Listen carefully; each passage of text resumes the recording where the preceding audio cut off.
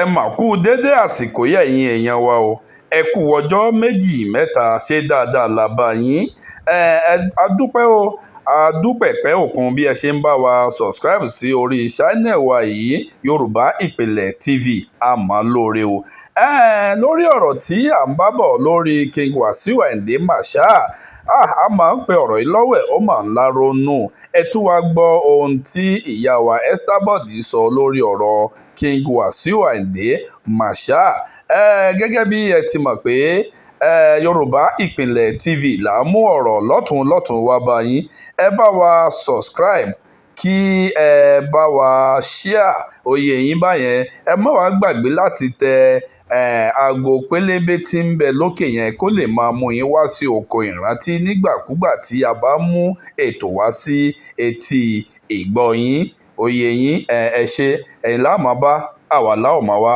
thank you. But one thing I don't know about Wasiu is that how he's going to maneuver because he's a greedy asshole. Wasiu is a greedy son of the bitch. Because only who could feel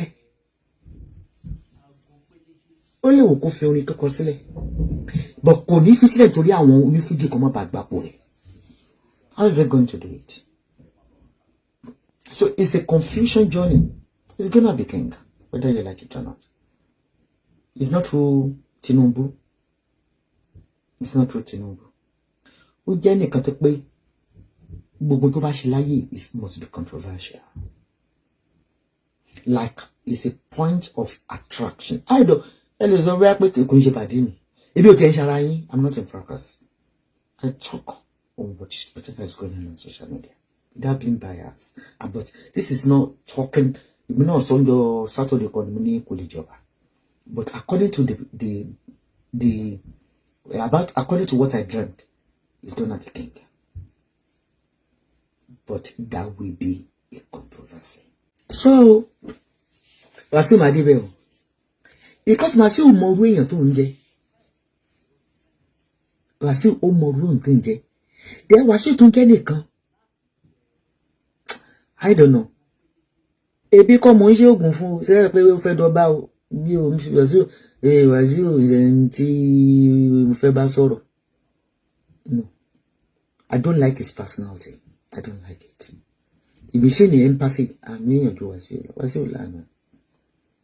Ẹ̀gbọ́n ṣé ẹyẹ tó fẹ́ jọba àwọn ọ̀rọ̀ tó ń gan sọ lẹ́nu tó lè mọ̀ lọ́n bínú oní tó bá dóbìnrin oníwà fi landmark sílẹ̀ wàá faṣọ́lẹ̀ o ò fi lé kíkọ́lẹ̀ o ò ra mọ́tò fún wọn. yín mi sọ pé mo lè fi ṣòkòtò mi lẹ̀ sọ̀rọ̀ nìyẹn wá sí.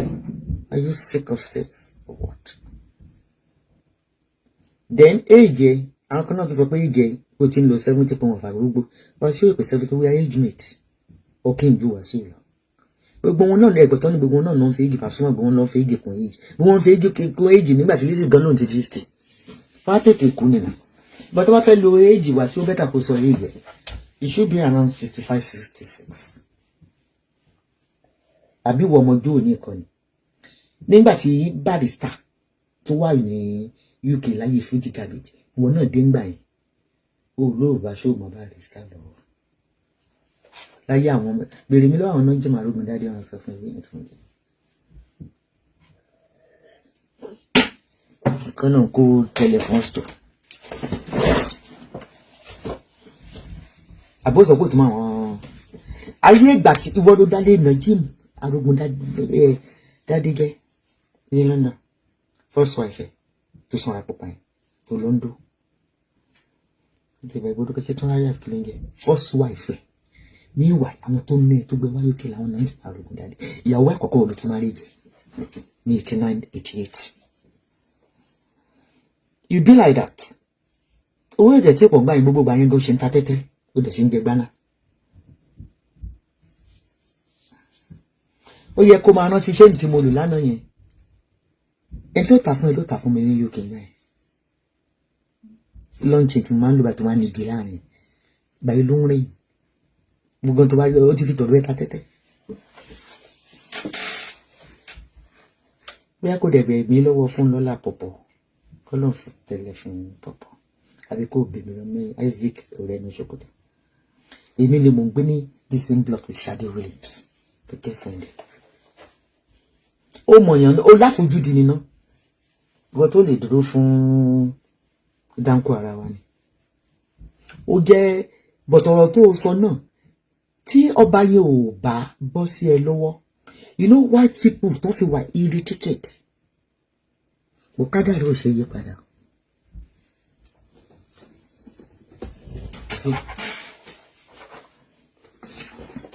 Basiu ṣé o rántí dọ́kàn tá a wà nílé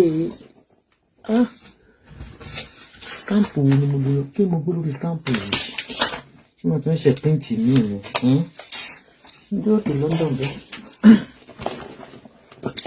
Ó rántí gbogbo àti báyìí Buhari ọmọ ọlọ́tọ̀ máa ń dé sí Omatin àwọn girlfriend díẹ̀ àwọn tátì ni wọ́n máa ní ìwọlé Esabod wá kiri inú ayé ní UK láyé Margaret Thatcher là ń sọ nígbà tó ṣe ṣó kan ní Omatin owó táwọn wọn tí ìdí àwọn tó ń do ìyàwó tátì wọn ìbí wọn.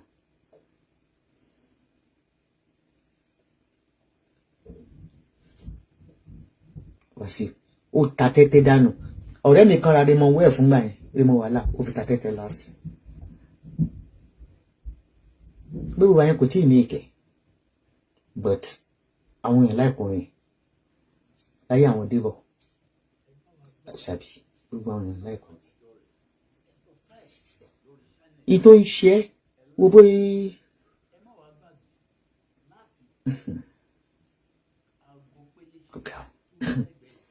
ọmọ tó ń ṣe ìwẹ́ àwọn èèyàn fẹ́ràn orin yẹn ó dùn ọmọ eré ṣe but ẹni tí ò bá lówó ò ní kọrin fún kẹ́ni yẹn ní $1 million gan o lè sínú ọbẹ̀ bó ṣe ń ṣe láti ilẹ̀ nìyẹn àwọn obìnrin tó ń bá ń dó ló máa ń ṣáájú ó prefer ká àwọn obìnrin tó ń dó kó dó wájú ẹ̀ kó má nà kọ́bọ̀ olówó tó ń náwó fún bó ṣe ń ṣe láti UK in the 80s ni ìkẹyẹ kan yẹn ni Barrister kì í ṣe fún wa ní UK láyé gábéjì láyé ọ̀rẹ́ ní Sokoto kì í ṣe láyé àwọn atóyè gbé kì í ṣe bẹ́ẹ̀ kúnlé. You are full of yourself. Actually, when you invited me to Nigeria, oh, you're proud pẹ̀lú mi torí mi gan kéré náà yìí. But oh, was thinking gan tó jẹ́ pé you are the one who invited me. How can you buy me economy? Oh, the video to me pé business mo láti sanwó kún ní airport with the home. Ògbé Esabod ló ń ra economy. Kí lẹ sọ fún mi wá tí mo lámú níwà tẹ́ fi book economy fún mi. Ẹ̀dẹ̀ parọ́ fún mi kí tó kàn dọ̀bí gbà yẹn any business ni. The whole Esabod. Pẹ̀lú bó ṣe lówó tó. Àwọn party ló ní kó invite me. Ẹ wá parọ́ pé báyìí bó ti mọ̀ pé you are a tricker. A tricker. Ẹ parọ́ pé business ni. Mo rí airport. Bó tún bá wọn jiyàn. Wọ́n lé economy ni. Mo ṣe fi owó kan tí mo fi wọ business ni. Bí ṣe post photo business yẹn lẹ́nu mẹ́ta. Ó sọ mí ní àwọn obìnrin tó ń dó ẹ̀yà àbíbáwò. O invite mi láti fún mi níṣẹ́. Àwọn olóṣèlú wá ń ra economy fẹ́ mi. That's so insulting. But mo lọ Kútọ̀nù gan, I bought my ticket myself. Business mo wọ̀ dé Kútọ̀nù náà. But you lied. And I look so stupid at the airport. Tẹ́mi tún bá wọn jẹ́ pé ó rẹ̀ pé bí mi tẹ́ sẹ́ni lọ́nà business like àṣẹ economy. Ìwà sọ pé àwọn ọmọ tẹ́ ra tíkẹ́ẹ̀tì lọ́wọ́ rẹ̀ lọ́wọ́ rẹ̀ àwọn ọmọ tẹ́ ra tíkẹ́ẹ̀tì lọ́wọ́ rẹ̀ kìíní kan ìbẹ̀lẹ́rọ̀ yẹn ti wá. Ọmọ tó bẹ́ẹ̀ jẹ́ káwọn yẹn fún you are so stingy. Owó tó ní fún rẹ ni ò ní fẹ́ ní bọ̀dọ̀ ò ní fọ́mọ gan. Ìwọ tó lè treat Bísọ́lá.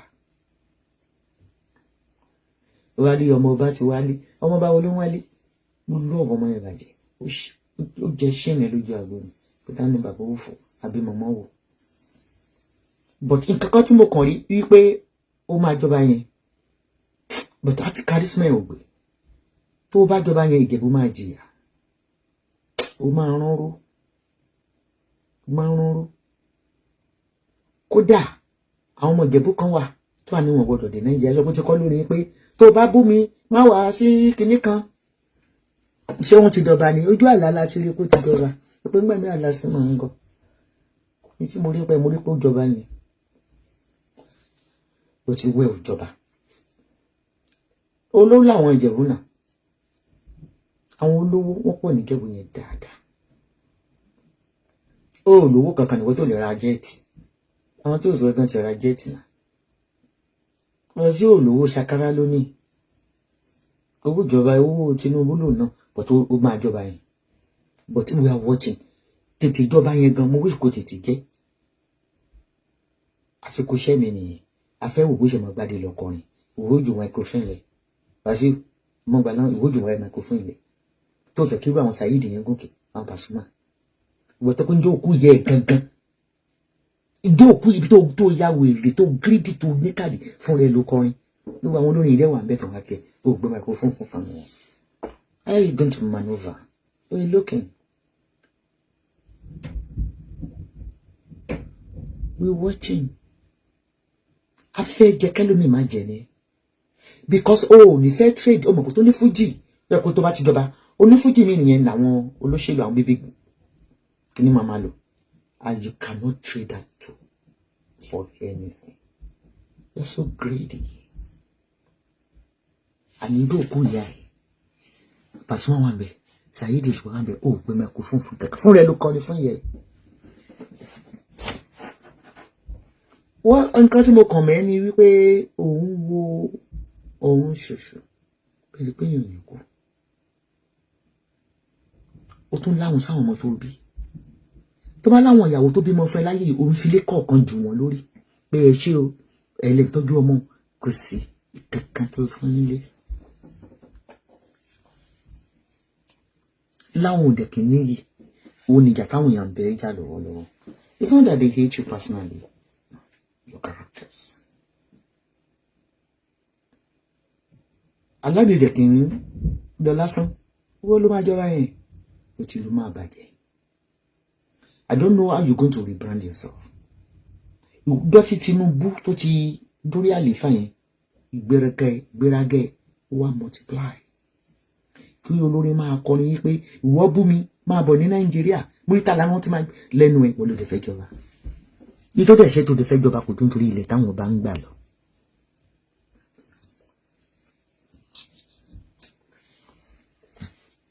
We don't say, I wish you best of luck. I wish you best of luck. Just like I fẹ́ install ogun wíṣì kẹjà tó ṣe pé wọ́n ránṣẹ́ pé mi láti máa lọ́bí pẹ̀lú mi tí mo parí ó gbà yẹn pé ọkùnrin wọ́n ti mú fólè EFCC wọ́n ti mọ́lé ó fraud àwọn èèyàn lọ ó fraud ṣé mọ̀ pé mo sọ fún yín gbà tí ọba olú Èkó ní ìkíni tí orí kọ bàbá yẹn ọba Èkó gangan bàbá tó dó tọ́tọ́ bọ́lé lọ dó pamọ́ nù ilé tó lọ fowó dó tó lọ kọ ọba olú Èkó yẹn náà bàbá dúdú yẹn ọba kì í ṣe àwọn kéréje àwọn mọ́ṣúrù nǹkan mọ̀ sọ ọba Èkó gangan ẹ rí i pé nígbà tí ọ̀jàjà náwó sí kò tó ọ̀jàjà lò ẹ ṣe mọ̀ social media ti dàdàkúdà. Not everything you see on social media you believe. Go deeper and investigate. Pé ló dé bàbá tẹ́ fi gba ọwọ́ ọ̀jàjà ó scam bàbá yẹn kó tó jọba ní ẹ̀kẹ́ ọ̀jàjà tó jà ó lóǹtalẹ̀ Akérèolú ó lóǹtalẹ̀ millions bàbá yẹn ó gbá bàbá yẹn ó gbá wọlé báwo ló ṣe máa bọ̀ lọ́wọ́ níwọ̀ ìwé yẹn sáńgbà yá social media ẹ mọ̀ pé lè bá yàrá yálà ẹ̀ lè dé mi dúró ẹ bá àṣà ní ìsìn pa mi I don't care I don't give a but. It might sound like a pride to you. I don't care whatever you call that. I don't care. I'm a police looking lójú àná ṣá. Ó ti ń fi iná kọ́ra tó rọ̀ wọn àpáàdé. In tó fàjà wọ́n gbà yẹn gan ni. Nítorí kéèsì yẹn wà ní court. Nígbà tó fi jọba.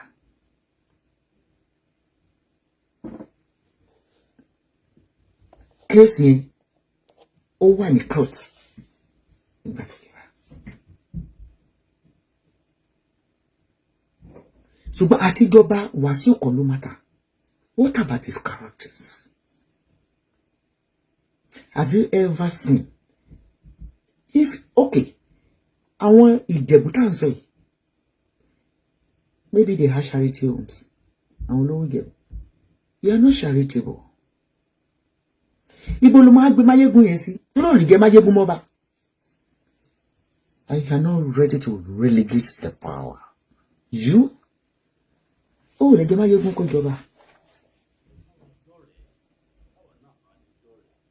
òwúrò nǹkan tó ṣe fún ilé tìlàmídì ó fẹ́ ṣe máyégún gbogbo àwọn ìyàwó ẹ̀ ló mú ló da fi ń rú pẹ̀lú kóyì náà ìwọ àti àfáà olè yẹn ti ń jẹ náà ṣàkéwùgbà kóyì pupa tó máa ń scam wọn kiri yẹn àfáà tó ń dó Lizzy Anjorin tó fi lọ fún ní oyè ìyá àjẹmí.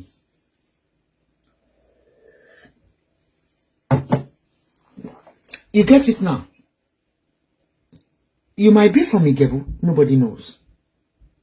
Family to one claim, take of yourself. Family, ọmọ iye àwọn ọmọ tèmi ti rán lọ lóyìnbó. I can show you one evidence. Tó jọ àwọn ọmọ Sàlẹ̀wọ̀dì. Bí wọ́n ṣe lè wá sí UK, ó láwọn tí mò ń fún wọn fún ẹ̀pọ̀, ẹ bá mi mú wọn wọlé. Ẹ bá mi mú wọn wọlé. Tó bá àkọ́kọ́ bí wọ́n lérè. Bá ní pé ẹ fẹ́ wá sí UK kankan láyìn ẹ ní packaging àti wá torí ẹ jáde rí pẹ̀lú pẹ̀lú ìlú báyìí ṣe lè ṣiṣẹ́ wọ́n bá mi mú wá ọdẹ pa wọn ìlú lè fẹ́ pa ìlú ní ọgbọ́n ní lọ.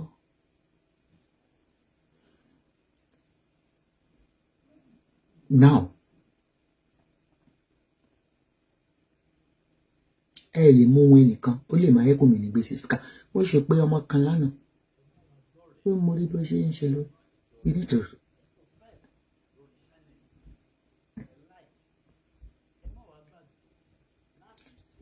Tẹ́ bá wá ní pé ó like olórí burúkú tí mo block ní ìsìn ó ní irọ́ ti bà yé ẹ jẹ́ you are going front and going back ara ló ń ta yín gbogbo yín máa kíkú ni because you are mad ó ti block ẹ lọ you are mad. I deliver my message. I'm not, we are talking about character. Kí ni wọ́n lọ síwájú? Mo wà lára àwọn tó ń dún ní tó ń fún lówó. Aji King Wasiu Ayinde Ọmọgbọ́láhàn tó bá ní ẹ máa jọba ẹ ti jẹ́ o tí àkọsẹ̀jáyé yín tó bá ní ẹ máa jẹ ọba ẹ ti jẹ ọba fújì o tẹ́rí àwọn Yorùbá ní èèyàn ò kí ń jẹ méjì lábà ẹ lè jẹ ọba fújì kẹtù máa wá du ọba Ìjẹ̀bú ìyẹn ti Àwùjalẹ̀ torí pé kí ni ẹ̀yin náà lè sọ ẹni wọ́n fi èèyàn wọ́n fi jẹ lèmọ́mù ó tún wá ń du Sẹ́ríkì ẹ lè jẹ o torí wọ́n ti jẹ́ kó yé yín pé ẹ lè jẹ Àwùjalẹ̀ Aṣíwájú Bọ́lá Ahmed Tinubu dẹ̀ sọ fún yín wọ́n ní kẹ́ mú ọkàn kúrò ń bẹ̀ ìdí tẹ́ ṣe bínú ní airport ní ọjọ́ náà nìyẹn tí ẹ ṣe fẹ́ mú plane dúró tìtorí pé kí ni ọ̀rọ̀ yẹn ò bá yín ní ara mu àwọn ará Ìjẹ̀bú dẹ̀ ń bẹ̀rù wọ́n ṣèké wọn ò fẹ́ sọ fún yín pé àwọn ò fẹ́ yín ní ọba olórí ọmọọba èyí tẹ́ jẹ by default wọ́n ní kẹ́ mú yẹn kẹ́ mú dání ẹ wá kọ lẹ́tà ẹ wá kọ sí wọn nínú ìdílé mẹ́rin tó ń jọba wọ́n ní tọmọ ìkọ̀kan ní inú bẹ̀ wọ́n ní tọmọ ìkọ̀kan ní inú bẹ̀ àwọn ẹ̀gbọ́n tèmi àwọn ọkú mi wọ́n dẹ̀ pa nítàn fún mi àwọn tẹ́jọ ṣe kékeré ní Òkè Súnà wọ́n ní tí ìyá Wàsíù àti bàbá Wàsíù bá ti jà ọ̀dọ̀ wọn ní Igbóṣeré ni ìyá Wàsíù máa ń wá kí ìyá Wàsíù tó bẹ̀rẹ̀ sí ń taṣọ so wọ́n nígbà tí ìyá Wàsíù bẹ̀rẹ̀ òwò aṣọ ni àwọn àti bàbá Wàsíù ni wọ́n padà tó fi di pé bàbá Wàsíù tẹ̀lé wọn lọ sí ìlú Péjú Èkìtì ìlú Péjú Èkìtì yẹn òun ni wọ́n sin bàbá Wàsíù sí so àwọn ará Ìjẹ̀bú ní kẹtọ́ka sí olórí bàbá yín ní Ìjẹ̀bú àbí kẹ́ lọ mú èèyàn mẹ́fà tí ó tan mọ́ yín wá àbí tí ẹ tan mọ́ nínú Ìjẹ̀bú Òde àbí nínú Ìjẹ̀bú in general, ẹ má dá wàhálà lẹ̀ o, ẹ má dá wàhálà lẹ̀ torí gbogbo ibi tó bá wà peaceful ibẹ̀ lẹ ti máa ń dá wàhálà lẹ̀. Ọ̀rọ̀ gbogbo kì í ṣe lórí alábàáhùn, ọ̀rọ̀ gbogbo kì í ṣe lórí alábàáhùn. Màṣá náà rèé o, mo tún ti dé bí mo ṣe ń dé. Láìkí ibi tí peace bá wà. Ẹ jẹ́ ń béèrè lọ́wọ́ yín, ṣé tí ẹ bá jẹ ọba àwọn èèyàn tó fẹ́ wá náwó fún yín, ṣé wọ́n máa kí yín pé kábíyèsí Àwùjalẹ̀ o kó tó bẹ̀rẹ̀ sí náwó ni? Torí rò dáadáa, mo rẹ̀ ń sọ fáwọn èèyàn, gbogbo ẹ̀yin tẹ́lẹ̀ dúró ti Aṣíwájú Bọ́lá Ahmed Tinubu, lóyà, selfish interest yín òun ló jẹ yín lógún. Now ẹ̀yin ni olórin APC, election bọ̀ 2027 àbí? Now tẹ́yin bá jọba, èyí tẹ́ lè jẹ́ o, ta ló máa kọrin fún APC? Torí lifetime agreement òun lẹ sign pẹ̀lú APC 2027 táṣíwájú máa ní ìdíyín láti defend the seat tí wọ́n wà, ẹ̀yin wálẹ̀ ń du ọba. So tẹ́yin bá ti wá jẹ ọba yẹn, èyí tẹ́ lè jẹ, ta ló máa kọrin fún APC? Àbí ṣé ẹ máa fi Àwùjalẹ̀, ẹ fi àpèrè sílẹ̀, ẹ wá gbé mic, ẹ tún máa kọrin ni? Ẹ tó yẹ pé ẹ kọra. Èèyàn tó yẹ fi ń joyè láwùjọ, èèyàn pàtàkì, èèyàn tó ní sùúrù. Ẹ̀yin ò ní sùúrù rárá, ẹ ti wà too controversial jù. Gbogbo nǹkan lẹ máa ń dàrú.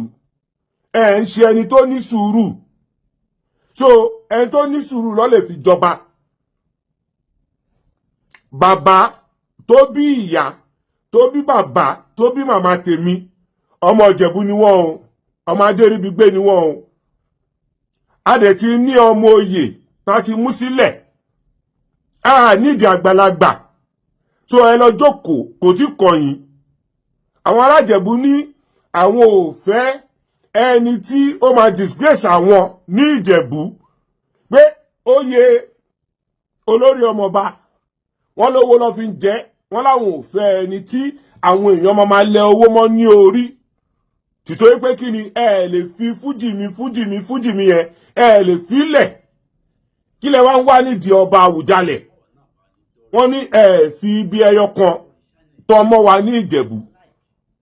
Bàbá tó bí màmá, tó bí bàbá, tó bí màmá ti tèmi, ọmọ Ìjẹ̀bú ni wọ́n. A dẹ̀ ti mú ọmọ oyè sílẹ̀, àfẹ́ àgbàlagbà. Ẹ má dá wàhálà lẹ̀ o, torí gbogbo bíkíbi tẹ́ bá wà lẹ ti máa ń dá wàhálà lẹ̀. Ẹ ti wà too controversial jù. Ẹ wá lẹ fẹ́ joyè Àwùjalẹ̀. Kí ló máa ṣẹlẹ̀ sí ọba fújì? Torí adé tó wà lórí mi, ọba fújì ni mo jẹ. Àyìndé lágbádé fún, Aláyìndé lágbádé fún, ọba fújì rèé o. Àyìndé lágbádé fún ọ̀rẹ́ wa.